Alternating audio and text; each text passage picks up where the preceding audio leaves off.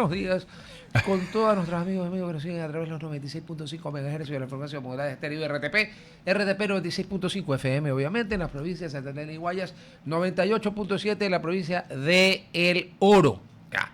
Muy buenos días a la gente de Real Audio, un solo clic, www.rtp.es. Y muy buenos días a quienes nos escuchan y nos ven a través de los medios digitales de RTP, el canal de YouTube de RTP, el Facebook Live de RTP, el Facebook Live de su servidor, Rodolfo Vaquerizo Blum. A ese nombre está porque alguien lejano, pariente mío, o sea, mi hijo, me robó el Rodolfo Vaquerizo. Porque obviamente ellos, los chicos, están más en eso. Hoy es lunes, por tanto, que lo voy a impresionar a nuestro invitado gritando en vez de Gerardo. Sofía, como nosotros siempre. Primero que nada, antes de presentar al invitado, el Universo dice que hoy es lunes 24 de noviembre, el Expreso dice que hoy es lunes 24 de noviembre, y como diría el líder Agdalá, ni la prensa corrupta se pone de acuerdo para cambiarle la fecha al día, ¿no? Así que hoy es lunes 24 de noviembre y tenemos el inmenso, al menos para mí, un inmenso gusto de tener a mi por 12 años vecino, exactamente en el doble de la altura de la que yo moro, porque yo todavía moro allí. Él, pues, ya está, ya no está en Guayaquil, pues, ¿no? El economista no, ese era el profesor, Graf von Lambsdorff, con B. Sí. Ya. Otto Sonnenholzner. La mayoría del pueblo guayaquileño cree que él se llama Sauces 12 o son las 12, pero él es Sonnenholzner. ¿Correcto? Eres venado. Correcto. Ya no me presiones. Correcto. Más. Mi querido Otto, qué gusto verlo. Herr Rudolf. ¿Todo bien? Guten Morgen. Guten Morgen. ¿Todo bien, Frau? A Sofía hay que saludarle en inglés, pero no me atrevo porque el inglés de ella es muy pero yo como nativo. nativo. Soy un sinvergüenza y hablo una porquería de inglés. ¿Qué me puede decir? Good morning, Lady Sophie.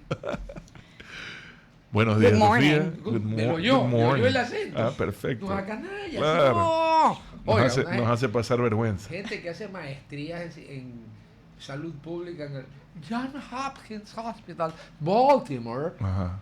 Que es adjunto o depende del John Hopkins Hospital, que junto con el más General andan peleando cuál es el mejor, o sea, el vulgo. Bueno, usted no, porque su padre es duque. Pero bueno, vamos a la reja, como decía Tres Patines. A la reja, buen día, gracias por la invitación. Una pregunta antes que nada, Madame Claude. Bien, todo bien. Le ruego saludarlo. Le digo. Por favor. Yo tengo una debilidad, porque yo llegué al Fortín en diciembre, mejor dicho, mi ex.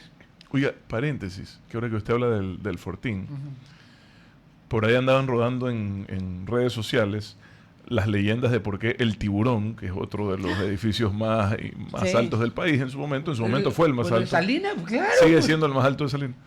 Que por qué no tenía piso 13. ¿Pero qué pasó? ¿Qué pasó en la fiesta? Sí, hay 12 más 1. Y me acordé que el Fortín, desarrollado por los mismos constructores, señor, no tiene. Sí tiene el Fortín. Sí tiene. Pero tiene ahí, lo que pasa es que directamente vive ahí el emisario de Lucifer, en el piso 13 del Fortín. Ahí vive él. La arquitecta Jacome que vive. No, al vecino. No, mentira. Ahí vive mi buen amigo Rodolfo Vaquerizo. Yo pensé que usted se refería o a Santiago o a Roberto, porque a mí quien me tuvo la... Pero usted vive en el piso 13, ¿no? 12, no diga esa palabra. 12 más 1. Van a contestar una barbaridad. Es 12 más 1. Pero bueno, sí, indudablemente. Y el señor vivió muchos años en el PH. Ni siquiera le pusieron 26, sino PH. Yo le decía, era el doble de calidad. Lindo, los dos edificios fueron por mucho tiempo entre los 10 edificios más altos del Ecuador, junto con el Forum 3 y la Previsora. Las torres de la Merced. La Previsora. El San Francisco 300. La Previsora entró después, pues ya en los 90. Es más nuevo. 98, pues ya finales finales del Le cuento una cosa, yo creo que sigue, al menos el Fortín sigue entre los 10 más altos, de Guayaquil. Lo que pasa es que ya se están haciendo construcciones importantes en Guayaquil a altura, ¿no? Y en Quito también empezaron a construir, sobre todo alrededor de la Carolina, dado el altísimo costo de esa tierra, para que sean rentables edificios de más de 30 pisos. ¿Qué es lo que debería...? A ver, vamos la verticalidad de las ciudades. Usted nunca ha sido alcalde, pero es un hombre que está metido en todo esto. Y además es un hombre inteligente, culto y trabaja en construcción. Cada vez que hay estas famosas cumbres mundiales de alcaldes, falta que baje el Señor en persona y todos canten el gloria, gloria, aleluya, y hosana en las alturas, y todos llegan a la conclusión de que las ciudades tienen que desarrollarse verticalmente por el costo, por el tiempo, por el todo. Regresan a las ciudades, especialmente acá, Guayaquil y sus periferias, y todo es horizontal. Es un problema de ADN que todo el mundo quiere patio adelante y jardín atrás. Yo creo que es un tema cultural. Creo que una ciudad como Quito rompió con eso hace mucho tiempo. Quito es una ciudad... Por la forma. Quito debe ser de una de las ciudades con mayor verticalidad del continente. ¿no? Sí. Y de hecho se está por el alto costo de la tierra. Y desde que, porque aquí viene lo importante, desde que funciona el metro, la verticalidad hace más sentido. La verticalidad sin la infraestructura adecuada es un problema. Es complicada. Claro, es un problema. Entonces, claro, Perfecto. si usted tiene un metro de la calidad del de Quito, que debe de estar entre los mejores metros del continente también. Sí. No sé si ha tenido la Además oportunidad es el más nuevo. Sí, lo que pasa es que lo cuentan desde el 2023, pero tristemente a mí me da pena decirle que funciona desde el 2019 y que es una realidad. Pero digo porque yo lo inauguré. Yo me voy a acordar de tengo una anécdota con usted. No, pero déjeme contarle algo. A ver, usted lo inauguró, claro, en el 2019. En el 2019 ya usted podía andar en el metro de cabo a rabo, los creo que son 22 kilómetros. Y funcionaban las paradas. Todo estaba perfecto. Y entonces, curiosamente, ¿cómo será la vida, no? Que el metro de Quito, más allá de cualquier observación, cumplió lo que parecía imposible, que se haga en el plazo y en el presupuesto correcto. Es el único metro que se ha hecho en el plazo y en el presupuesto correcto. Lo termina en esa época Mauricio Rodas. ¿Pero quién lo construyó? Mauricio Rodas, pues, era alcalde. No, la compañía constructora. Inició de Brecht, pero acuérdense que vino el escándalo y salieron. Entonces quedó Acciona, que es la compañía española. Acciona es la que hizo el 80% de la obra. Ya, o sea, le hizo Acciona entonces. Y se construyó el 95% de la obra en la alcaldía de Rodas. De cabeza canguile, decía, si no recuerdo mal. ¿Y qué es la obra? Debe ser la obra de infraestructura más importante del país. Ahí hay una discusión de por qué tiene que pagar el resto del Ecuador el 40% de ese valor y que debería de existir algún tipo de iniciativa similar para otras ciudades de igual tamaño, solo hay una. Sí, aquí. No esta no, Guayaquil. Pero lo cierto es que también se trata de presentar proyectos e impulsarlos. Entonces, si usted presenta un proyecto... Es como que nos quieran decir que el costo del quinto puente, que ojalá ya lo empiecen a hacer... Que lo asuma solo Guayaquil. Sí, es una infraestructura nacional, claro, de impacto ni siquiera nacional, regional. Totalmente. Ya. Pero ¿por qué el sistema público de transporte en Cuenca y en Quito funcionan mucho mejor? Bueno, porque ahí hay dos proyectos, hay que las cosas como son. Que los presentaron en su momento, en un caso Paul Granda, que era alcalde de Cuenca, en el otro caso... Muy buen alcalde de Cuenca. Sí, Paul, que Tengo el gusto de contarlo entre mis amistades. Un caballero, ya gracias a Dios resolvió sus problemas legales. Sí, que eran todos fake. Sí. Pero Paul fue un buen alcalde y planificó una ciudad con un tranvía. Sí. Costó 300 y pico de millones de dólares. El gobierno central pagó parte de eso también. Y en Quito, en su momento, quien fue alcalde Barrera, planificó el metro. Rodas lo construyó. Sí. Existió continuidad sobre un proyecto, que eso es importante, más allá de las ideologías. Porque raro en el Ecuador. Raro, pero existió planificación y continuidad, que son dos cosas claves para el desarrollo de cualquier gobierno a cualquier nivel. Sí. Planificación y continuidad. Y hoy Cuenca y Quito tienen dos sistemas de transporte público, como bien dices, de primer nivel. Tienen un desafío, que es la sostenibilidad de esos proyectos, porque el pasaje es más caro que lo habitual. Pero ahora que subió el precio, ahora que se igualó el precio del diésel al precio internacional, ese problema se reduce y pasan a ser proyectos más viables. Dicho esto, y lo que a mí me da pena, porque el Ecuador venía a donde yo iba, Rodolfo, a un foro, una cuestión, un panel, se hablaba del proyecto Metro de Quito, que era un proyecto que lo supervisaba el gobierno nacional y lo ejecutaba el municipio de Quito. Yo era vicepresidente y era un proyecto que había estado dentro del presupuesto, dentro de plazo, lo cual no existía en los metros. El metro de Bogotá sigue en construcción, no los terminan todavía. El de Lima, 3/4 partes de lo mismo. Y acá ocurrió. ¿Y qué pasa? Que se termina el metro y, oiga, pasan 3 alcaldes y no se ponen de acuerdo en la operación, que es lo más fácil. Y el metro estaba parqueado, Rodolfo, 4 años. Oiga, ¿usted en qué país cree que es una locura, pagando intereses, pagando 4 años pagando. Ecuador, pues. Pero es que no puede ser, lo difícil era construirlo, pues hacerlo en el tiempo. Obvio, claro. Ya ponerlo a andar era lo menos. 4 alcaldes pasaron, oiga. Es que cada uno de los 4 tenía una idea distinta de cómo hacerlo. Yo me acuerdo una conversación con el entonces alcalde Rodas en el día que inaugurábamos el metro. El día que abríamos ya, que podías circular en la ruta completa. Y le digo, bueno, ¿y cuándo se abre al público? Y él estaba por salir. Y me dice, mira, he avanzado el proceso, pero me parecería una indelicadeza que a 2 meses de salir yo adjudique un contrato tan importante. Debió haber sido indelicado y si nos ahorrábamos esto. me acuerdo, una empresa alemana, una empresa española.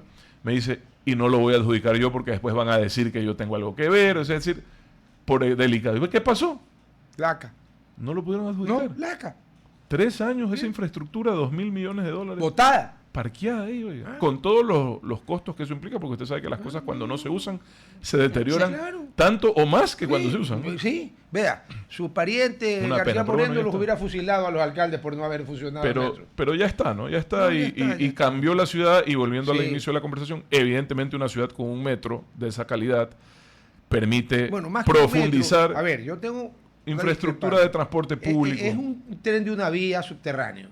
El metro, como usted sabe, es una araña bajo tierra. Ya, pero todo inicia por... Y viste, pibe, yo he estado he tomado el subte. Todo inicia por algún lugar y Quito tiene la particularidad... Quito no puede ser ¿Cómo hace el metro No, porque es una ciudad larga. Exacto. Es una ciudad larga. Estrecha, geográficamente de hecho, la siguiente línea es una continuación de la misma. Correcto, porque no hace sentido hacer un metro que atraviese, digamos, en otro sentido. A menos que quieran hacerlo volar sobre el Valle de Guapo. Pero lo que le decía es que ya estando la estación de la Carolina alrededor de ese parque tan bonito, poca gente sabe que fue el hipódromo de Quito. Claro. Como el Parque Forestal fue el primer hipódromo de Guayaquil. Y que eso en temas de hipódromo usted tiene un pariente político cercano que creo que podría escribir una enciclopedia. Sí. Entonces, permitió que la ciudad cuente con ese espacio verde, poco común en ciudades latinoamericanas también, en un espacio tan, no quiero decir céntrico, pero tan bien ubicado, un espacio verde de esa magnitud. Y se ha desarrollado la verticalidad con mayor velocidad en torno al parque y al metro. O sea, qué mejor que vivir al pie de un parque con una estación de metro. Claro, no. Lo único que le falta a Quito para completar, en mi opinión, su infraestructura de transporte público es una mejor conectividad al aeropuerto. Sí. Y eso se resuelve por vía aérea con transporte... como en Nueva York. Tipo aerocable. Sí. Así se resuelve. Pero justamente... Que en Nueva York te vas así a La Guardia. Te puedes ir a La Guardia hasta JFK. Ahí desde Jamaica, Queens, tienes como irte. Sí, pero de Jamaica, Queens. O sea, bueno, pero te puedes decir que va a ir en cable de Manhattan. Mi papá se ha ido. Él quería saber si era posible. Te puedes ir de un subway. Es mucho más barato. Es un pasaje que sí lo puedes cobrar a un precio real. Porque si estás yendo al aeropuerto, se entiende que tienes algún recurso para pagar ese... Y mayor seguridad. Entonces había un proyecto que se llama Quito Cable que conectaba desde el Parque La Carolina, parando por Cumbayá, en menos de 30 minutos llegabas al aeropuerto. Es una maravilla que dejaría una conectividad espectacular para eso. Pero punto de orden, van a tener que hacer unos estudios reales. Porque cuando aquí se puso el sistema de la aerovía, hace años, yo recuerdo, yo hacía en ese tiempo todavía no tenía el gusto de... el año 2017, aunque éramos vecinos. Sí, ahí estábamos, todo el día escuchábamos cómo hincaban los pilotes. Claro, y yo dije, de noche, cuando invitamos al programa en Atalaya a un tipo del este, y le digo, bueno, ¿y cuántos pasajeros es el punto? 40,000 al día. No me puedo aguantar, me le reí. Eso está quebrado. No, lo que pasa es que el proyecto, yo creo que alguien tiene que tomar ya decisiones al respecto, solo podría funcionar si se entiende como un elemento de transporte público real.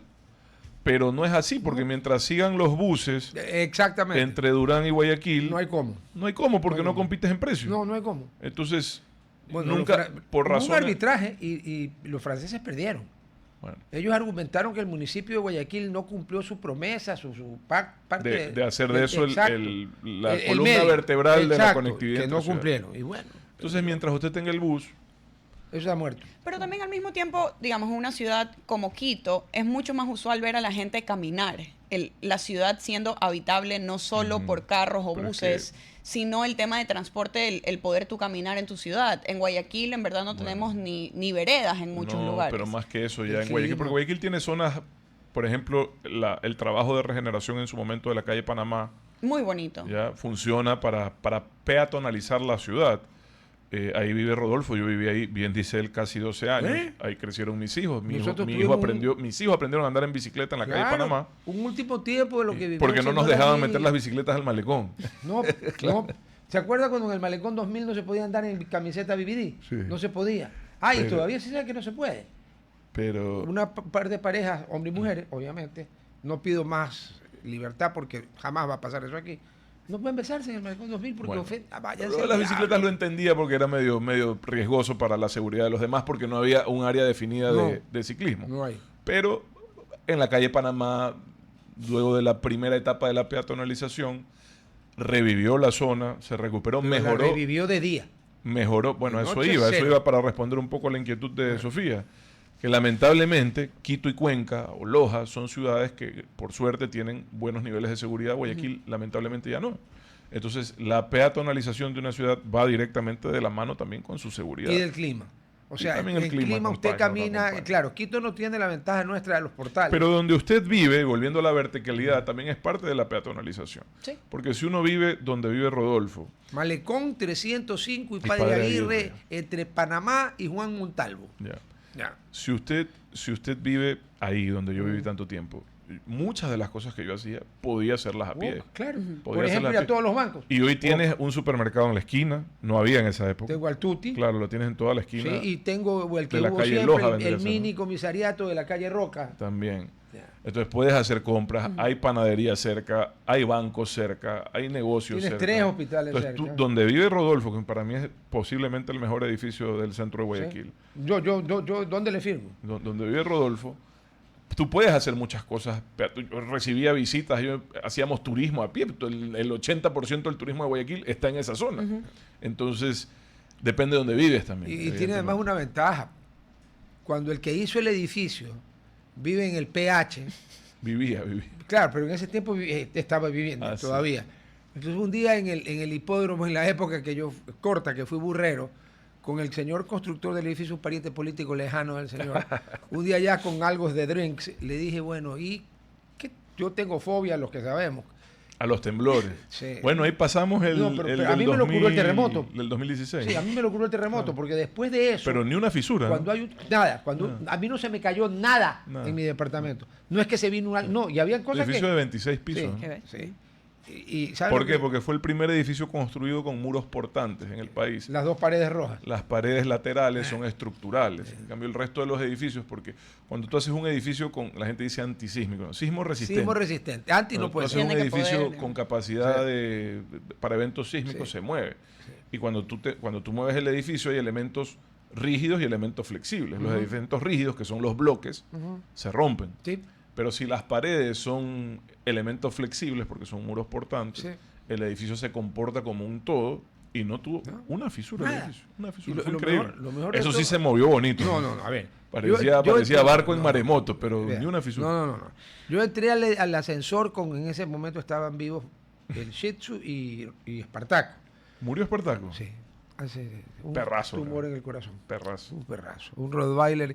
Lo Pero más noble, simpático- noble. Con las personas, odiaba a todos los demás perros. Entro al ascensor y de repente, al ir por el piso 2 o 3, tac, dije, han calibrado mal, porque eran Estabas en el ascensor, Sí, no sabía eso. no, pero fue lo mejor que me pudo pasar. Todavía no los habíamos respondido. Y ahora sí están con ascensores nuevos. Y tac, y yo dije, pero cuando empezamos a seguir subiendo y tac, dije, no, esto es temblor. Los dos perros Pero no el se ascensor inmutaron. siguió. Sí, llegamos al piso 12 más 1 y cuando se abrió la puerta, ahí es cuando yo casi muero infartado. El edificio temblaba, traqueteaba como si fuera una caja de fósforos en manos de un borracho. Yo abrí la puerta, le alcancé a gritar a Rodolfo, ¡corre! Y de Rodolfo había bajado por la escalera de atrás. Claro. Ya estaba abajo. Bueno, cuando terminó todo, Y le bajé. yo revisé. Nada. ¡Nada! Pero, oiga, ni las botellas de vino de mi vinera. No, O sea, que no. yo tenía con mi esposa siempre la discusión de qué Vamos a hacíamos corte en la radio. si se baja o no. Estás en un piso 26. Claro. Concluimos que no. Bueno, Rodolfo, claro. Nos porque tenemos está que el quedar doble. arriba, ¿no? Claro. Yo tengo una pregunta de curiosidad en ¿Pero temas ya se fue el corte o urbanísticos. no? Sí, pero en la radio, nosotros Ya. seguimos aquí. Bueno, está bien. Urbanizaciones, yo sé que al guayaquileño, por ejemplo, ama la urbanización y esta idea de vivir creo que en el centro en el que tienes farmacias, tienes Claro. grocery stores, o sea, tienes ya la idea Tienes de comunidad más allá. Yo soy fanática y siempre lo voy a hacer de Puerto Azul como urbanización. Bueno, es que hay otra discusión que es, en mi opinión, El otro concepto de urbanización. no solo eso, sino que en mi opinión, esa zona de Guayaquil es la que tiene mejor valor urbanístico natural, por clima, ya por ubicación. Pero, Entonces, No, yo justamente veo que comparadas con las otras vía la costa, tú puedes ver tiendas adentro de Puerto Azul, gimnasios, Claro. tienes el Interamerican como Sí. colegio, habían otros colegios, o sea, más de solo ser, digamos, veo Bosques de la Costa que está al Puerto frente. Azul fue construido en los 80. Sí, señor. Y adivine por qué. Era realmente lejos en esa época. lejísimo. Y el concepto del desarrollo urbanístico incluía áreas comerciales, escuelas, porque la idea era que la ciudadela te resuelva todo, Una Sí. que es un preguntita. poco lo que empieza a ocurrir. ¿Quién desarrolló Puerto Azul? No recuerdo, disculpará. No fueron locales. Ah. Tiene hasta marina, pues, Puerto Claro, Azul. Sí. pues. Tiene hasta una El marina. Yacht Club está allí. Claro, Sí. tiene hasta una marina. Entonces, Es otro concepto. lo que está empezando a ocurrir es que el desarrollo del Gran Guayaquil, por llamarlo de alguna forma, que es esta conurbe de 4 ciudades, ¿ya? En la parte residencial de más alta calidad o más costosa se terminó viniendo hacia San Borondón. Por las razones que sea, Ujú. ¿ya?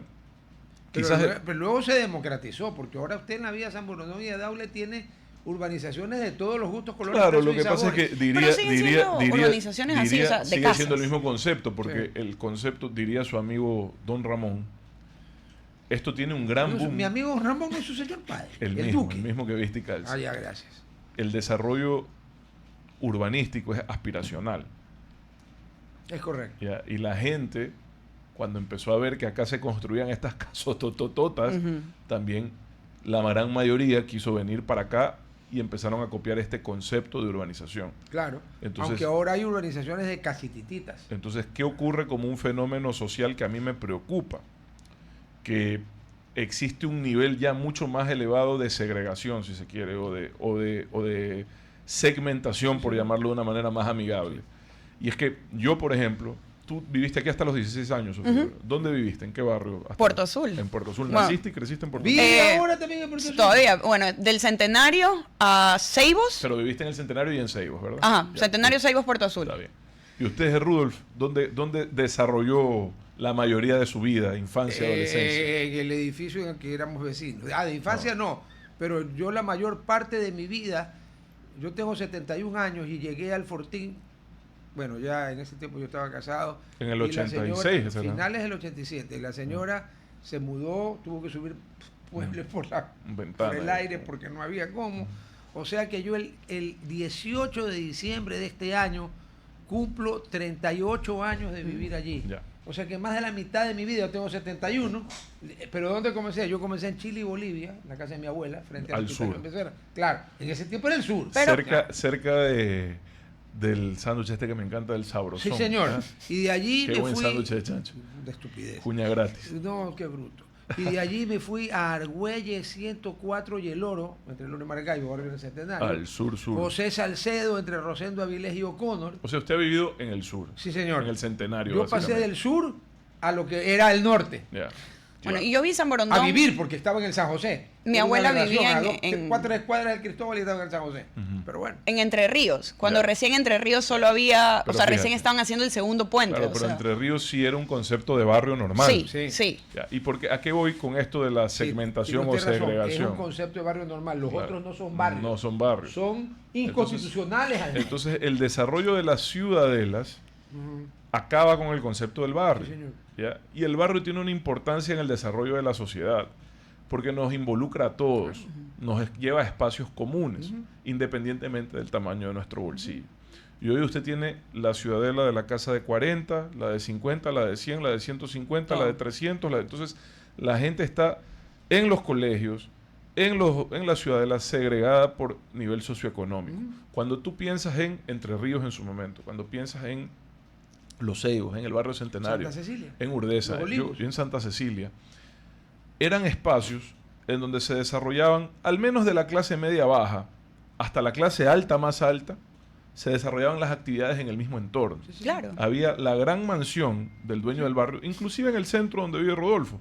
A 3 cuadras, a 2 cuadras vivía el hombre más rico del Ecuador. Perdón. Sí. Era la casa del azúcar. Claro. En uno de los pisos, que ahora va a ser un museo. Me refiero a un edificio alto que está ahí, a alguien que ha sido su amigo. Pero bueno, No, yo le hablo de otra casa histórica donde vivieron dos de las personas más ricas del Ecuador en su Ya. tiempo. Entonces- Don Juan Marcos, Juan y X en el Marcos. otro piso vivía Entonces, Los ¿a qué dueños voy? A 2 cuadras, Valdés. a 2 cuadras, es decir, había espacios comunes, una sociedad, en mi opinión, para construir confianza debe de conocerse, para desarrollarse necesita construir confianza. Una sociedad, para que prospere, tiene que existir un lazo entre los distintos. Hoy ese lazo está roto. Hoy el único espacio común que le queda a los ecuatorianos, en mi opinión, El estadio.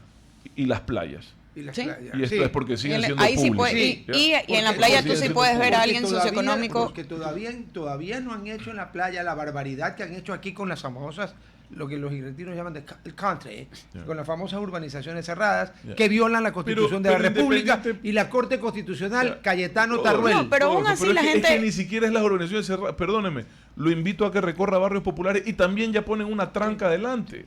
O sea, ya es un fenómeno, no es un fenómeno socioeconómico. Donde usted y yo vivimos, yo sigo viviendo, pongamos por una tranca a ver qué pasa. Pero No hay metes calles, preso. por ejemplo, en Los Ceibos, la calle, yo nací en Urdesa Norte y crecí en Los Ceibos, en Santa Cecilia, para ser más Pero que específico. ahora, claro.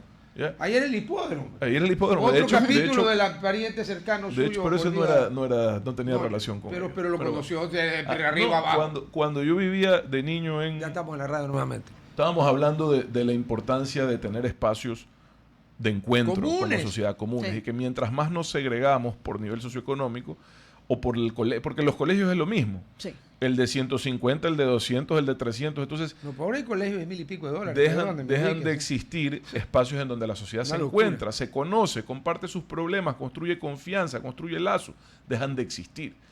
Y lo único que quedaba era la playa. Y le decía, Los Ceibos, Urdesa, los barrios de Guayaquil, incluido hasta Entre Ríos en San Borondón, fueron barrios, por llamarlos de alguna forma,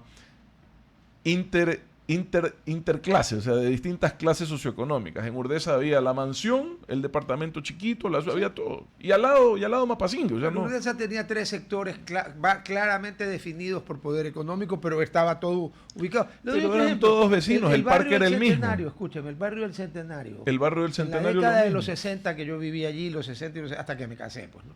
Ya. En el barrio del Centenario, en la calle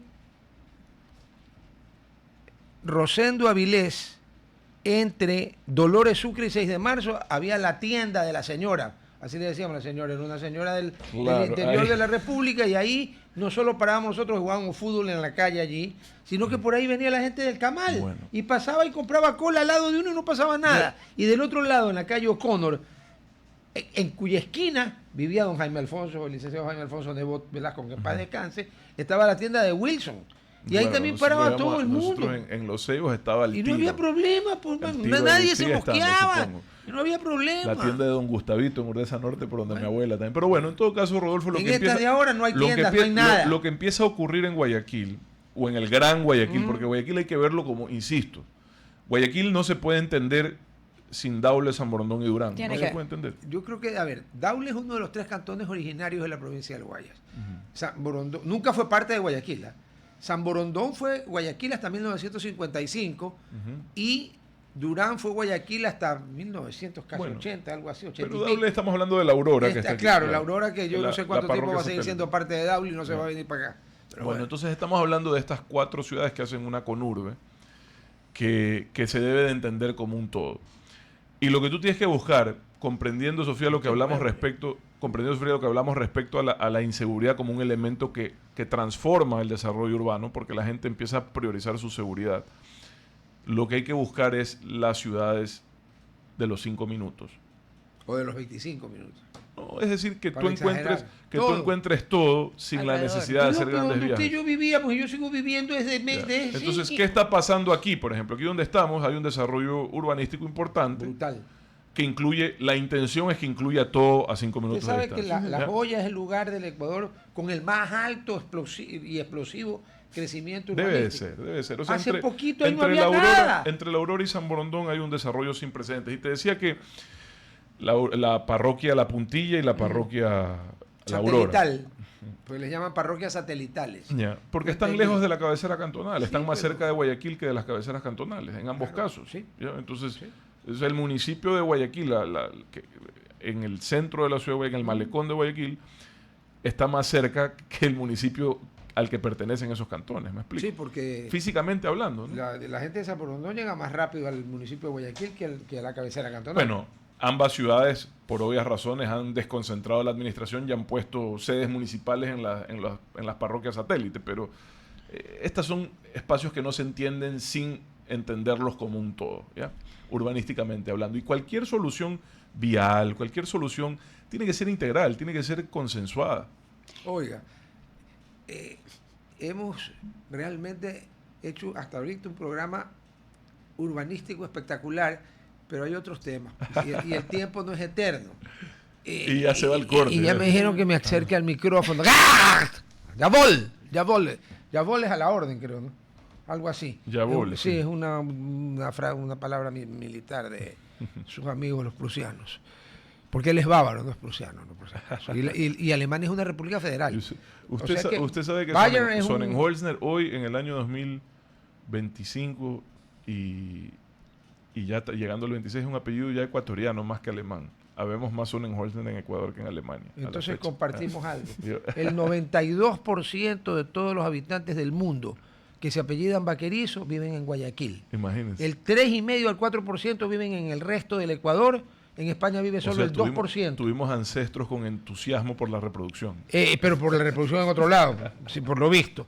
Pero bueno, por ustedes sienten de los Beatles, no joda, pero no a comparar. A ver, 5 minutos antes de irnos al corte para que nos oigan en la radio. Ya. ¿Qué pasó el domingo, el día de la votación, de la consulta? Porque ahí no se eligió a nadie, ni fue una elección. Los encuestadores, para variar, metieron las de caminar y las de andar y todo. Sí.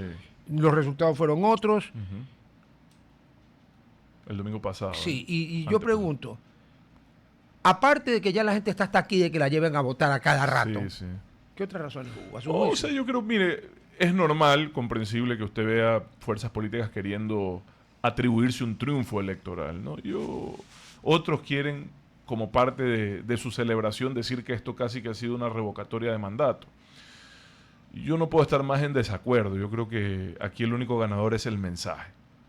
¿Cuál fue el mensaje? Y si el gobierno lo entiende así, me parece que sí, pues puede ser positivo. El mensaje es de frustración, de cansancio. El mensaje es de se acabó el periodo de gracia. El mensaje es ya son 2 años, nos has pedido esfuerzos importantes. Sacrificios importantes. Los comprendemos.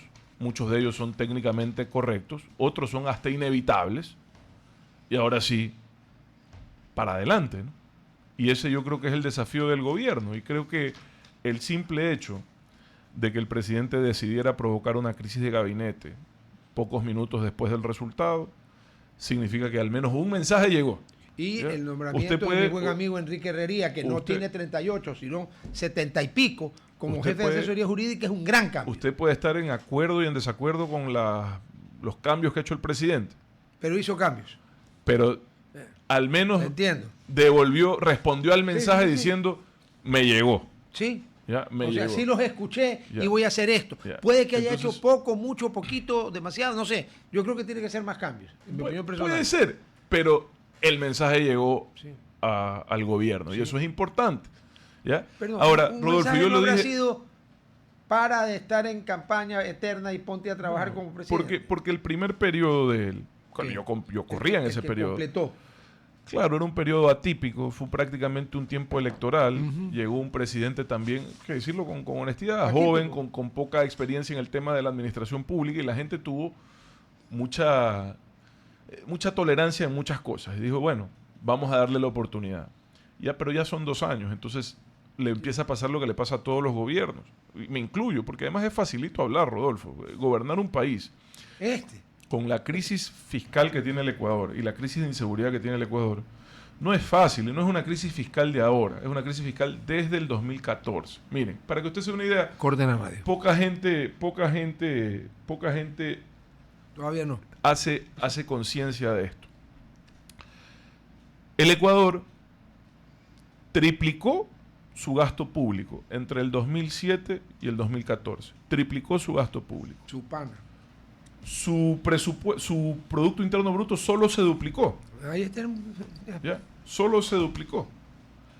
Y el modelo petrolero, que la gente decía, que sube el barril y nos recuperamos. No, eso ya no aplica. Porque en ese momento, cuando el gasto público era menor y la economía era más pequeña, el ingreso petrolero llegó a significar hasta 1/3 del presupuesto. Hoy usted puede tener el barril en $120, no le hace ni cosquillas, porque el presupuesto es demasiado pesado. Pero en y cambio, la economía es más nos grande. meten un lío tremendo porque con un barril de $120 no puede mantener el precio de los combustibles.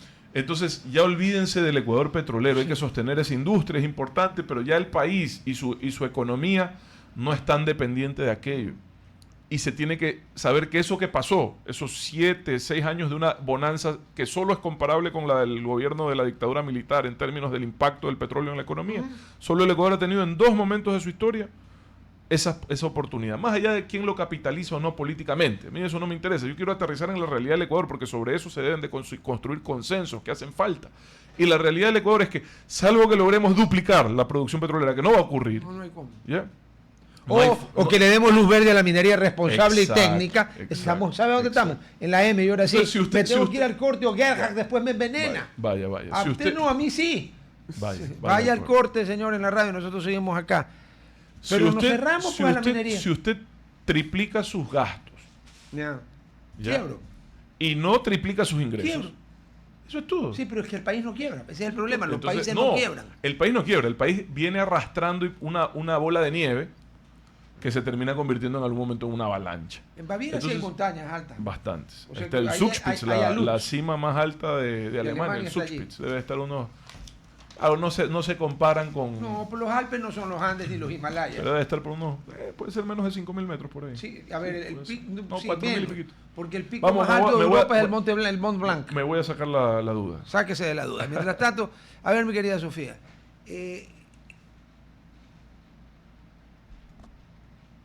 Cuéntame.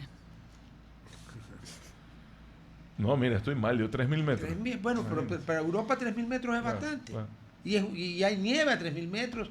O sea que para los bávaros el concepto de alud no es algo que no sepan qué es.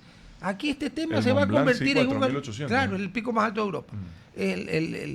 Aquí se está formando una bola de nieve y como usted debe saber, las bolas de nieve terminan en una cosa muy terrible llamada alud. Sí. Si no, pregúntele a los peruanos cuando el Huascarán mató un alud y arrasó 4, no sé cuánto.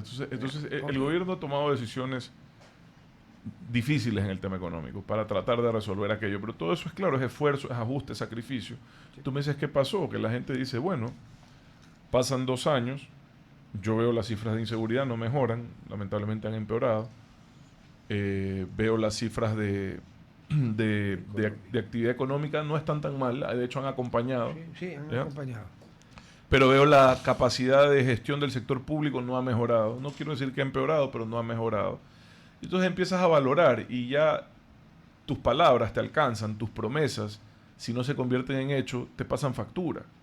Y es difícil, facilito es criticar, facilito es criticar. La promesa no cumplida es un boomerang.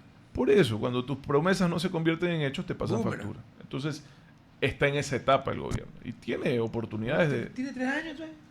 Tiene oportunidades de resolver un montón de cosas y de ayudar a mejorar la calidad de vida de la gente, que ese es el propósito de cualquier gobierno. Una pregunta. ¿Este gobierno se va a beneficiar así como se beneficiaron todos después de la Constitución del 98? Si usted se recuerda, porque no tiene 20 años, sino más, recuerda que aquí habían, como donde estudió tantos años nuestra compañera de panel, las elecciones intermedias. La Constitución del 98, redactada por ese genio de Osvaldo Hurtado, yo iba a empezar el programa diciendo algo y en algún momento lo digo. Ya. A ver, eliminaron las elecciones intermedias. Y para mí la elección intermedia era una gran esponja para absorber el descontento popular que castigaba o premiaba al gobierno en las urnas. Eliminaron las elecciones intermedias y ¿qué pasó? Que vinieron pues en sucesivos los golpes de Estado. Porque como no había elecciones intermedias, la gente decía, ¿me aguanto este man 4 años? No. Entonces, no hay elecciones intermedias. Pregunto, en su criterio, ¿debería haber elecciones intermedias? No. No. No, el país no tiene... Pero las tuvimos durante casi toda la... No recuerdo cómo funcionaba también. Yo creo que Cada 2 años se renovaba... Lo que el Ecuador necesita son partidos reales, proyectos políticos reales, con objetivos claros. Pero ya no hay. No existen. Pues, No, pero tú no me preguntas a mí, no hay. no nos sirve de nada tener elecciones intermedias si seguimos sin partidos políticos. No hay partidos políticos en el Ecuador. No, y sí hubo. Lo trágico es que sí hubo. Si usted me pregunta a mí, al menos 4 fuerzas políticas se sostuvieron por casi 2 décadas en el Ecuador, con todas sus virtudes y defectos, ¿no? Y eso se acabó. Y son más de 4, porque una es el Partido Liberal, y la otra es el Partido Social Cristiano. Sí, sí. La otra es la Democracia Popular, a la que Maguad la mató. La Izquierda Democrática. La Izquierda Democrática, el MPD. O sea, y el FADI. La socialdemocracia, ¿verdad? Para ponerles etiquetas, sí. ¿no? Que en Alemania es la derecha tradicional, que vendría a ser el Partido Social Cristiano, equivalente al CDU, al CSU de Alemania. Claro, pero yo hubiese puesto, bueno, no importa. Ya. Entonces, eso ya no hay en el Ecuador. No hay. El Partido Socialista ya no existe. En el Ecuador hay puros cacicazgos, nada más. Puros cacicazgos. ¿Cacicazgos o últimamente desde que el presidente Correa, que espero que esté disfrutando un Godiva ahí en Louvain, yo diría que ya no eran cacicazgos, eran imperios. Chiquitos, pero imperios. O sea, claro. Porque Correa no era un cacique. Van muriendo de la mano del interés del desinterés, del líder de turno. Es decir, aterriza cualquier partido político y siempre llega un nombre, un rostro, no llega a un proyecto. Cuando ese rostro dice ya no quiero estar en política, se acabó el partido político. Claro, solo que en el caso del doctor Velasco, ese con la excepción que no fue partido Velasco, que nunca hubo partido velasquista, pero duró de 1931-32 hasta que se murió el doctor Velasco. Bueno, ahí murió pues el partido. Claro, y ahí se murió, claro. Así es, entonces, se murió. Entonces mire usted que quizás la única organización política que tiene vida organizacional real, disculpe la redundancia, no se preocupe, es Pachacutic. Es la única en donde no dependen de un cacicazgo. Claro, porque Pachacutic no es la CONAIE, por si acaso. No, habló de Pachacutic. Sí, señor. ¿Ya? Pero la CONAIE igual, es decir, no es un partido político. No es un partido político. Creo que Leonidas Issa Issa Salazar pasó una barrera que nadie se había atrevido a pasar, que era que como presidente de la CONAIE ser candidato a Pachacutic. De la CONAIE. Porque la CONAIE había cuidado siempre mucho esa separación de la política proselitista con su actividad como asociación, digamos. Sí, es la Confederación de Nacionales Indígenas del Ecuador. Pero ya él ya rompió con eso. Sí, y sacó 5%. Ya, entonces, si me preguntas a mí, Pachacutic es la única organización que no depende de un cacicazgo y que ha logrado permanecer en el tiempo con cierta vigencia, sobre todo en regiones puntuales, con prefecturas, alcaldías y siempre presencia en la asamblea. Y es real porque... exagerando, Pachacutic ni siquiera tiene un politburó, es mucho más amplia, la forma es mucho más horizontal. Las bases de las bases. Sí, claro. Sí, definitivamente. Entonces, les ha funcionado. Sí. Quizás no han llegado a poner un presidente, pero han estado en varios gobiernos. Bueno, y una del vez gobierno del cual yo fui parte tenía presencia de la estuvieron CONAIE. cerquita de llegar a la segunda vuelta en la elección de Yacu Pérez, es lo más cercano. Correcto, lo más cercano. Es lo más cercano que han estado. Y de allí, eso fue un fenómeno muy... que alguien me lo va a tener que explicar. Pero siguen teniendo presencia provincial importante, ¿sí? En Cotopaxi, en Imbabura, en Chimborazo. En Chimborazo, siguen teniendo su presencia. Entonces, y la rama del Oriente, no hay otro partido que haya logrado eso en el tiempo. Mira que el mismo Partido Social Cristiano que tuvo un dominio 30 años de la provincia del Guayas, sí, de El Oro, los ríos, algo en los ríos. Esmeraldas también. En Esmeraldas también. Pero lo de Esmeraldas no tanto tiempo, porque más bien ahí estuvo Lucía Sosa con el MPD casi 15 años o 10 años como prefecta, y las alcaldías sí se repartían entre los socialcristianos, el PRE y el correísmo. Y en Guayas, el Partido Social Cristiano era hegemónico en Guayaquil, Durán, Daule, San Borondón y algunos otros cantones, pero los cantones de por acá también, eran cantones que ni siquiera cuando León ganó votaron por él. Pero digamos que al menos la mitad de las alcaldías siempre estuvieron. Sí, no, suave, un poco más quizás. Por eso, entonces... había un proyecto, había existía. Eso no ha durado. Eso, cuando se apagó el faro, que era un poco la luz del liderazgo social cristiano, que era la gestión en el municipio de Guayaquil. Cuando la gestión en el municipio de Guayaquil se deterioró como se deterioró, el partido se debilitó. Y queda quizás como referentes 2 ciudades que son importantes, pero no tienen la magnitud de Guayaquil, que son San Borondón y Daule, básicamente. Y Ambato. En Ambato no hay alcaldía social cristiana. Ahorita no, pero duró un poco más. Ahora, un punto de vista, quisiera la opinión de ustedes dos. Yo creo que... Perdón, ¿cómo habrá sido que la imagen del socialcristianismo, después de la presidencia de Febres Cordero, se reconstruyó y se fortaleció en base a un modelo de desarrollo local, que era el de Guayaquil, que se replicaba. Usted se acuerda que usted iba a cualquier cantón del país, todos querían hacer un malecón, ¿no? Sí. Se replicaba, el malecón era el ícono de ese modelo, se replicaba. Y sin embargo, para mí con mayor éxito se replicó en Machala, sí, pero vea, comparando con otras ciudades en donde quisieron realmente hacerlo. En Guayaquil, vea, el malecón es no sé en qué lugar está de importancia. Es razón, tiene razón, lo cogieron como ícono. Pero lo que hizo Febres Cordero en el Guasmo, la obra vial. Y lo mismo los 20 años de la administración de yo sé, de Jaime, sí, fueron administraciones que se caracterizaron por tener obra, por es, tener bajo gasto. Sí. Mire que esto es importante y volviendo al inicio del problema. 81% a obra y 19%. Póngale lo que sea, pero así. Pero ese era, porque no es un membrete, esa es una realidad. ¿Sabes cómo es en Quito, no? En cualquier, ahora tome cualquier espacio de administración pública. Porque ¿qué pasa con un gobierno? Y hablo de la experiencia que yo viví también. Pero no es que uno lo desea, es que te vence la fuerza de ese gasto incontenible, ¿verdad? Nosotros fuimos los únicos que logramos revertirlo en algo. 5 o 6 puntos. No, es bastantito, debe ser el mayor ajuste que se ha hecho. Pero, ¿de qué te sirve toda la estructura estatal, física, personas, si no estás ejecutando obras? ¿De qué te sirve? O sea, tú tienes todo un aparataje costosísimo que si no está con presupuesto de inversión, es un desperdicio todos los días que pasa. Y los presupuestos de inversión pública, ya no solo del gobierno central, sino en general, incluidos gobiernos locales, están disminuidos. Entonces, lo escuché al exalcalde Nebot hablar de que la deuda se debe pagar según el crecimiento, la deuda con los multilaterales. Y dijo que en este momento es impagable de la forma que está, y dijo que hay que pararse tía. Déjeme poner unos matices. Hay que negociar sí o sí. ¿Ya? Porque también si dejas de pagar, te dejan de prestar. Y si te dejan de prestar... No, hay que negociar. Usted dijo, la palabra es correcta. Hay que negociar sí o sí. Pero, y negociar implica algo aceptable para ambas partes. Claro, es que todo el mundo dice, ya, no le pagas el FMI. Bueno, dime quién me va a dar la plata. Nada más, dígame quién me va a dar la plata porque no alcanza. Entonces, dicho esto, el país tiene que, junto a sus acreedores, tiene que fijarse metas de crecimiento. Y esas metas solo se pueden fijar si es que hay presupuestos para inversión. El país sin inversión no va a crecer. No va a crecer. Usted habló de la minería, Rodolfo. Debe de ser uno... o sea, es el país ahogándose en un vaso de agua.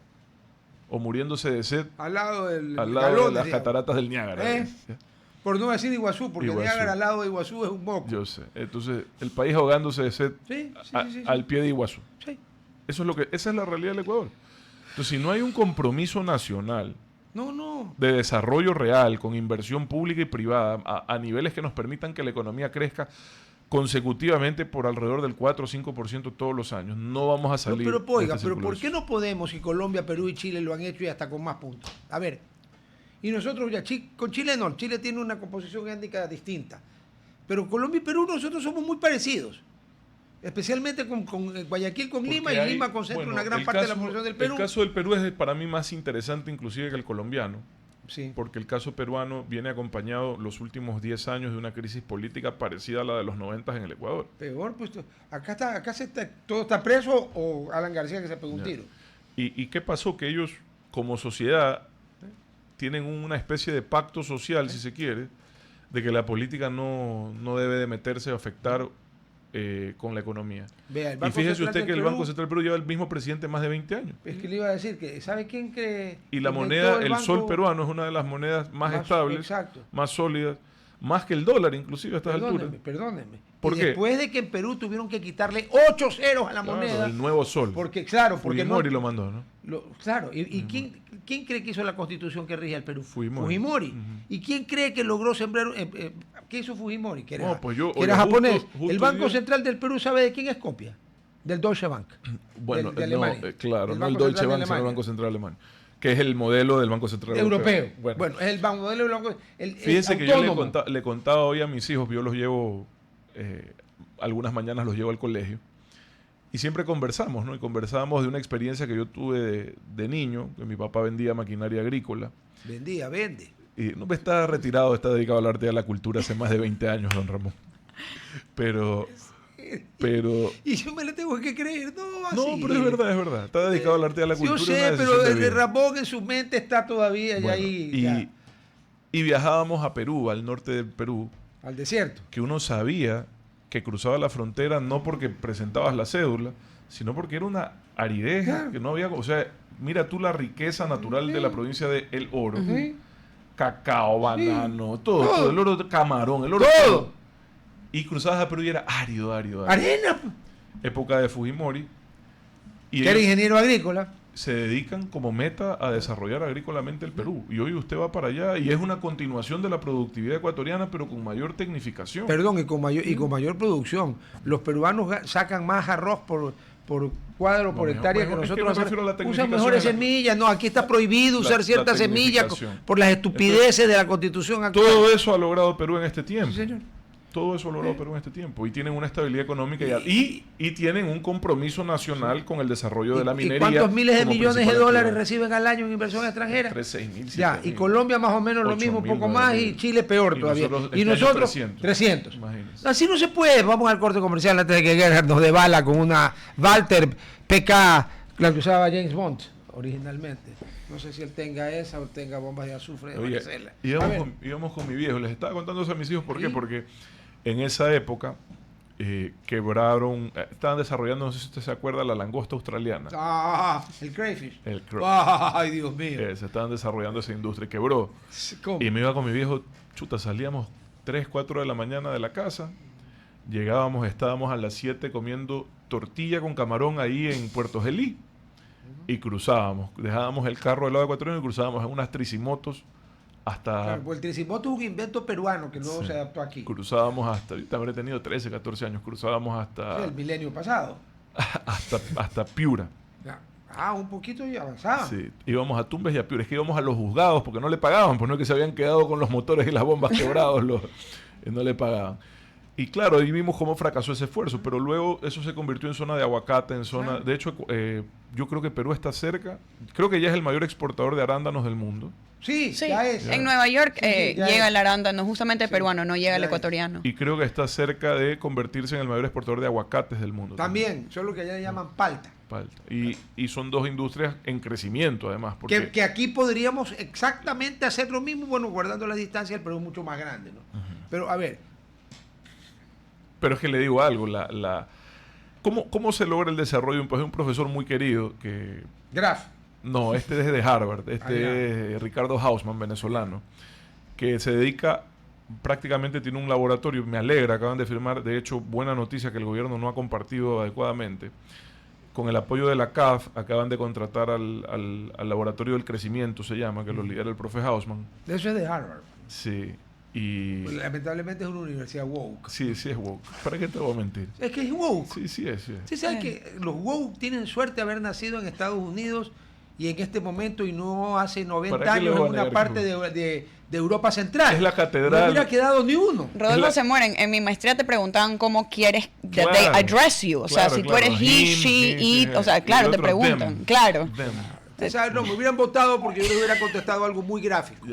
Sí, pero yo sé convivir en paz, pero bueno. Sí, pero usted ¿cómo convive en paz con alguien que... ¿Sabe qué? A mí lo que me enferma de los woke, exagerando el argumento, ¿usted qué creería? ¿Qué pensaría todo el mundo en la radio si yo mañana llego y digo que yo soy una jirafa o un elefante? Bueno, porque yo me siento una jirafa o un elefante y me tienen que dirigirse a mí no como Rodolfo, no tuve esos casos, sino como jirafa.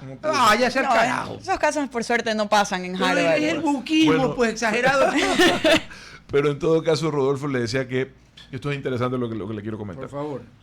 Este profesor que se dedica al estudio del crecimiento económico es una conclusión muy simple que parece. Hausman me dijo. Sí, Hausman. Es venezolano. H-U-S-S o como House de casa, H-A-U-S, alemán. Alemán, ya, ok. Y es una conclusión simple que el crecimiento económico tiene que darse en el desarrollo de actividades similares y progresivamente. O sea, tú no puedes pasar... A ver, repítame lo que yo soy medio limitado. El crecimiento económico tiene que darse de forma ordenada, saltando en actividades... ¿Forma ordenada? No, pero ¿cuál es el orden? El orden es que tú tienes que hacerlo progresivamente desde las actividades en las que ya tienes fortalezas, porque si no, no vas a ser competitivo. O sea, si quieres aumentar, es siempre a más de y no en vez de. Exacto. Ese fue el gran error de Correa. Quiso hacerlo a más de en vez de. No puedes, para hablar de ese caso, no puedes pasar de exportador de productos agrícolas de un día para el otro a exportador de satélites. No puedes pasar. No puedes pasar. Entonces, Él lo que dice es, viendo el caso, Ricardo sí, Haussmann. lo acaban de contratar. Si buscas la noticia, acaban de contratarlo en Ecuador, al laboratorio de él. Lo que dice es, ok, tú eres un país bananero, eres un país camaronero, Cacautero. eres un país camaronero, y tienes petrolero, tienes que son industrias primarias Y podrías igual. tener harta minería si fueras menos estúpido, pero bueno. ¿Qué podemos encontrar? Porque para que el clúster actual le sirva a esa nueva actividad Ya. y construir sobre eso. Ya. Es decir, no te puedes pasar de banano a carros No, de un día para el otro. Ni de cacao a aviones. Pero sí te No. puedes pasar de cacao a chocolate Sí. y de chocolate te puedes pasar y así vas construyendo Bueno, progresivamente. ahí Y puedes puedes desarrollar industrias alimenticias de mayor Sí. complejidad. Creo que el camarón, que ha crecido como ha crecido, lo ha venido logrando, ha tecnificado sus industrias. Y con un gran mérito. Después de haber tenido la mancha blanca, que Yo fue creo, carajo yo la creo que peste esa negra, fue, y eso fue una depuración, si se quiere, porque los que quedaron son unos, Darwin. los que quedaron son unos guerreros. Pues. Darwin. Entonces, Se ha oído hablar de él, ¿no? sí. La Entonces, selección de las especies. la, Darwin. la teoría de él va por ahí. Ya. Y lo que va a hacer ahora es un diagnóstico. O sea, que él es una especie de darwinista económico-social. Lo que va a hacer es un diagnóstico de cuáles son las fortalezas que tiene el Ecuador para ver qué industrias se pueden desarrollar con éxito en el Ecuador. Porque no hay nada peor que hacer ese esfuerzo para quedarte a mitad de camino. Claro. Estamos en la radio. Dice- Repítame eso, por favor, en la radio, lo de Haussmann, porque es muy importante, por favor. Que me parece, estábamos hablando de la necesidad de crecimiento económico que tiene el Ecuador y que ese crecimiento solo se va a dar con inversión pública y privada. Que la inversión pública está deprimida y que la inversión privada, para que tenga éxito más allá de los sectores tradicionales, de acuerdo a la teoría del profesor Haussmann, que va a hacer este estudio acá se lo voy a conseguir para que lo entreviste. Por favor. ¿Qué le Sí. parece? Lo Sí, voy a conseguir. no. Merci beaucoup. Ya. Danke schön. Vielen Dank o danke schön. Y ¿Cuál acá es mejor? justamente la hora habla de Ajá. diseñar la nueva estrategia Es- nacional A ver, de léase la desarrollo noticia. productivo. léase la Lea, noticia, lea. léase la Ecuador y En Growth español, Lab, por favor. Ecuador y Growth Lab de Harvard se unen para construir una nueva estrategia nacional de productividad y competitividad. El gobierno de Daniel Noboa firmó un convenio con el Banco de Desarrollo de América Latina y el Caribe y el equipo de Growth Lab de Harvard para diseñar una nueva estrategia nacional de desarrollo productivo y competitividad. La iniciativa busca transformar el modelo económico ecuatoriano, reducir los costos de producción, diversificar la economía y crear empleos de calidad con base en evidencia y conocimiento. Ujú. Dios mío, no alcanzo a ver eso yo. Ustedes y yo no. No, alcanzo. pero fíjese que si se lo hace de esta forma de la que estamos hablando, Pero demora, las cosas se hacen. claro, todo demora, pero hay que hacerlas bien. Entonces, Claro, por eso le digo, yo no alcanzo. ¿qué va a decir? Ojalá ustedes alcancen. Yo trabajé un tiempito ahí, estuve ayudando en lo que pude, pero y estudiamos con ellos el caso de acuícola, porque la acuicultura del Ecuador es un fenómeno mundial, Claro. ¿no? Somos el number one. Del mundo. ¿sí? Entonces, Number one. ¿qué van a hacer ellos? Le van a decir al gobierno, esta es la infraestructura que tú debes de priorizar para potenciar Lo que ya tienes. lo que ya tienes y crecer sobre eso, desarrollar más actividades productivas que tengan alguna afinidad con lo que ya tienes. Oiga, pero eso. Haussmann debe haber leído Aristóteles, eso es lógica pura. Sí, sentido es común. totalmente lógico. Pero él lo lleva a la evidencia empírica Ya. y hace las comparaciones de las exportaciones.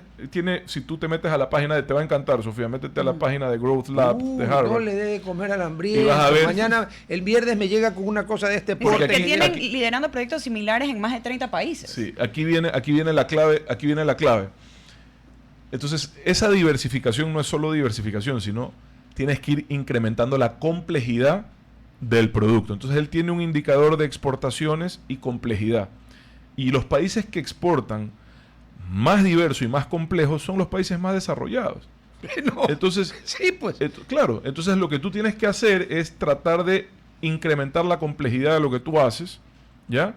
Pero no de un día para el otro pasándote de peras a microchips, sino de un día para... No se puede. No se puede, sino poco a poco ir sobre lo que ya tienes, viendo cómo aumentas la complejidad. Entonces te puedes pasar a la industria de los alimentos. Sobre la industria de los alimentos puedes ir desarrollando industrias, por ejemplo, parece mentira, pero hay similitudes, industrias farmacéuticas, Claro. ¿verdad?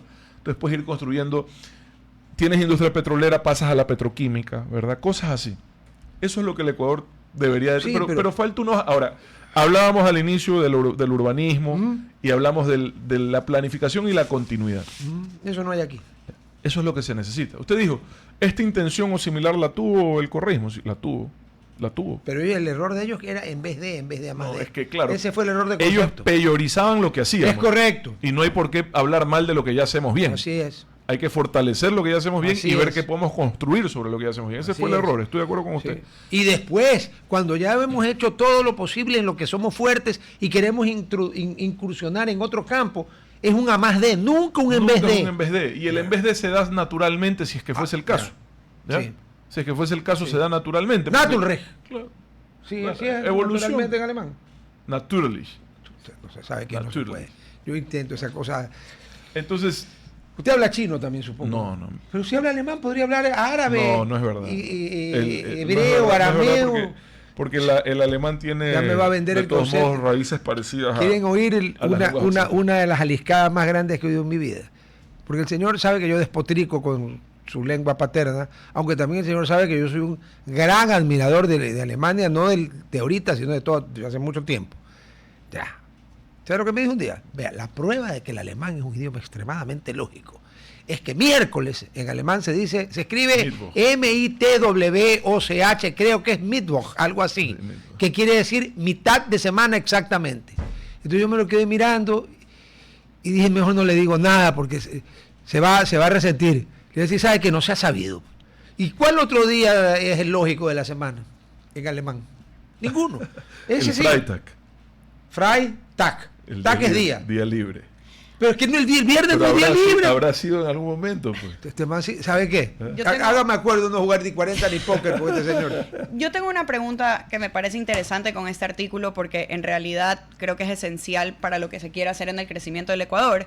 Él menciona, esa es la diferencia entre vender banano o fabricar la tecnología, entre exportar materia prima o conocimiento. Y después concluye que el conocimiento no se importa, se cultiva y solo florece cuando el Estado, las empresas, las universidades y la sociedad empujan hacia la misma dirección. Es correcto. ¿Son palabras de quién? ¿De Hausman? Sí. Sí. Ya ¿Cómo- me cayó bien el tipo. Es un tipazo. Me ¿Cómo cayó podemos bien. hacer esto, digamos, si Odiado por Chávez Maduro. Obvio, el Oiga, próximo año... hoy se acaba el plazo, ya que tocó el tema de Maduro con queso. Pero déjela terminar a doña Sofía. Pero se por acaba el favor. plazo. El próximo año se ha mencionado que el presupuesto en educación de universidades públicas puede Que va a reducirse. reducirse. Entonces, ¿cómo nosotros pensamos en cambiar una sociedad en conocimiento cuando el gobierno, digamos, en salud, acá hablan de el presupuesto de salud no ha sido utilizado y en el de educación se lo reduce? Dos cosas ahí. No se puede reducir constitucionalmente, no se puede. O sea, no creo. Lo que está pasando es que hay subejecución. Y de lo Es que una cosa usted sabe mejor que yo, que una cosa es el presupuesto y otra cosa es el presupuesto ejecutado. Ya, y entiendo que esa subejecución no responde necesaria y únicamente a que no hay plata. no, o sea, digamos, eso iba a decir, no responde necesaria y únicamente a mala gestión, sino que no hay dinero. Claro, o sea, Entonces, la no hay realidad dinero. que está viviendo el Entonces, gobierno. ¿qué pasa? Se me va porque también ya va pasando el tiempo. Yo hace 5 años dejé el servicio público, más de 5 años a la fecha de hoy. Y ahora se dedicaba al servicio constructivo.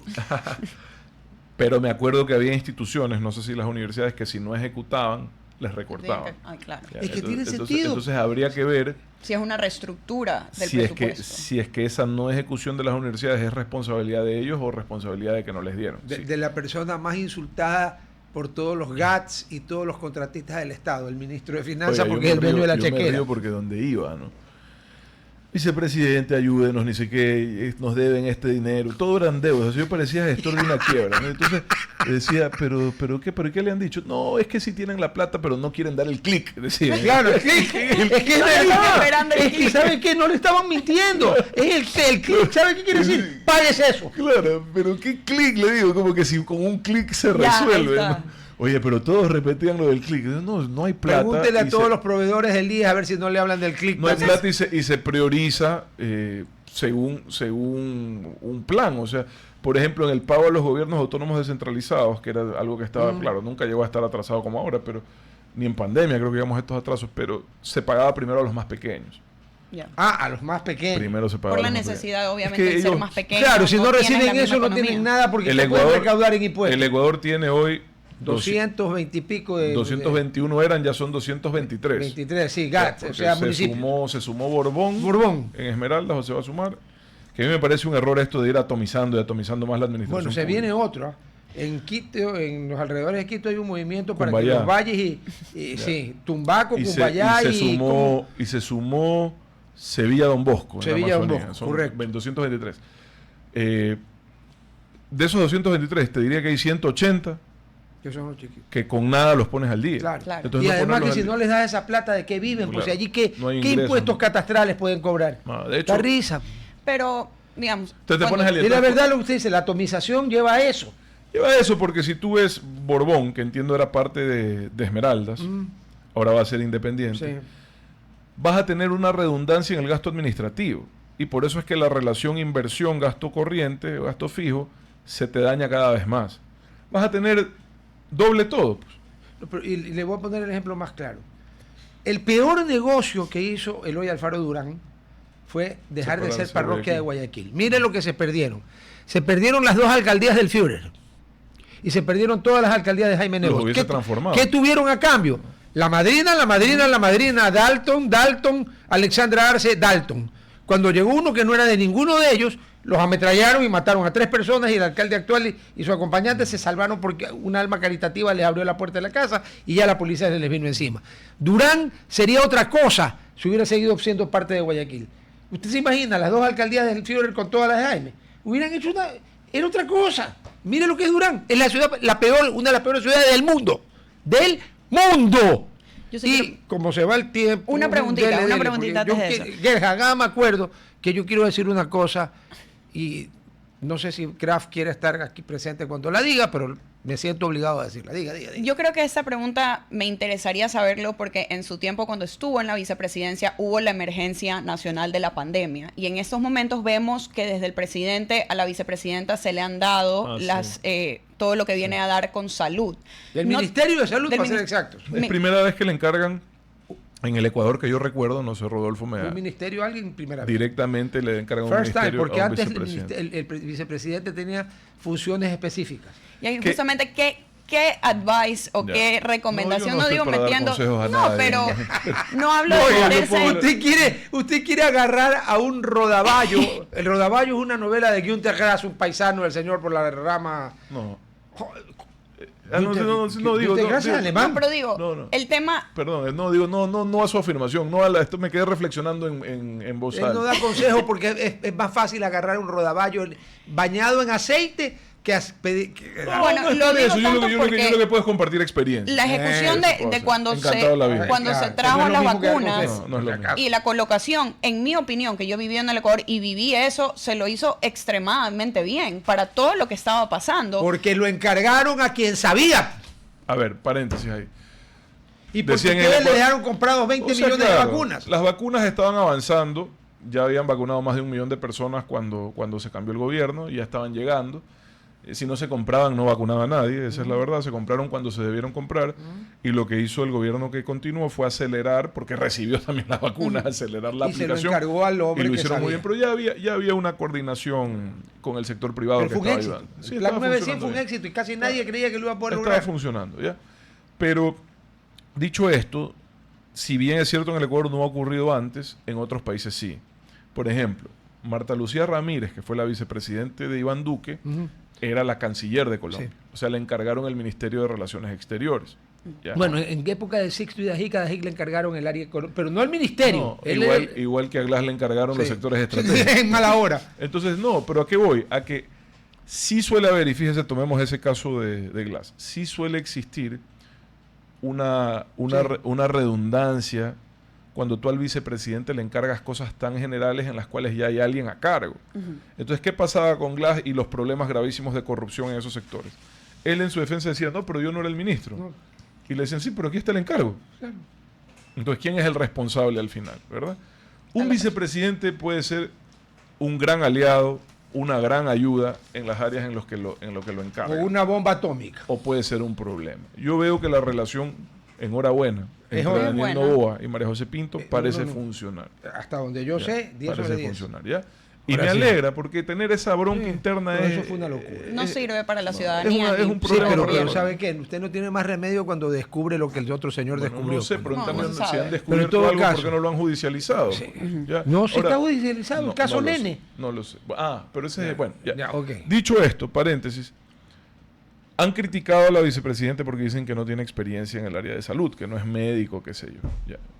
Yo lo que les digo es que si el presidente le encarga al vicepresidente una función tan específica, es porque le está dando la máxima prioridad que se le pueda. Correcto. Porque él mismo no se la puede encargar a él mismo. No, porque es jodido. Y confía también en el plan de trabajo. Al menos el mensaje es... Y confía en la capacidad de inteligencia y no trabajo. es lo mismo cuando tú necesitas resolver un problema que te llame el vicepresidente, la que te llame un vicepresidenta. ministro. No es lo mismo.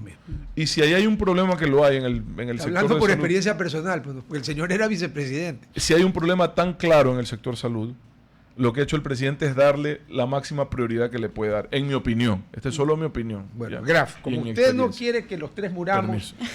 se va. Le agradezco Porque a Rudolf, le agradezco a Sofía. No, Gracias. por Por su favor, salud. nosotros le agradecemos a ustedes. La invito a que busquen la Sí, página del sí, Growth Lab sí. y te Ahorita pongas a mismo. curiosear la data, que es Y el súper viernes interesante. va a llegar con una ruma así de papeles y me los va a dar a mí. Ya, saludos, por favor, a madame. Oiga, dígale que cuando vuelve a menos es más. Yo ya le dije una vez. Bueno, a ver, esto aquí yo justamente, como es delicado, quería que Graf no estuviera.